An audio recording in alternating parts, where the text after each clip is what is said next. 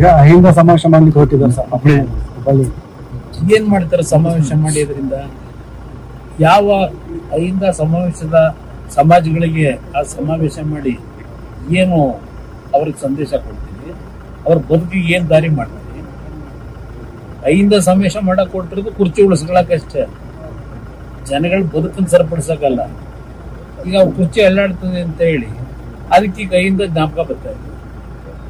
ಈಗ ಅಹಿಂದದಲ್ಲಿ ಆನಲ್ಲ ಅವರಲ್ಲ, ಅವ್ರಿಗೆ ಏನ್ ಪ್ರತಿನಿಧಿ ಹೇಳಿಕೆ ಕೊಡ್ತಾವ್ರೆ ಇಡೀ ರಾಜ್ಯದಲ್ಲಿ?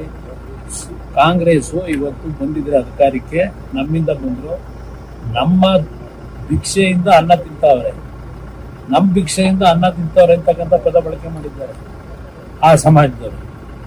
ಇವತ್ತು ಆ ಪರಿಸ್ಥಿತಿ ಇಟ್ಕೊಂಡು ಅಹಿಂದ ಸಮಾವೇಶ ಮಾಡಿ ಏನ್ ಸಂದೇಶ ಕೊಡ್ತೀರಿ? ಏನ್ ಸಾಧನೆ ಮಾಡಿ? ದುಡ್ಡು ಖರ್ಚು ಮಾಡಿ ಜನ ಸೇರಿಸ್ತಾರೆ, ಯಾರು ಬೇಕಾದ್ರೂ ಸೇರಿಸ್ತಾರೆ. ಇದು ಇರ್ತಕ್ಕಂಥ ವಾಸ್ತವ.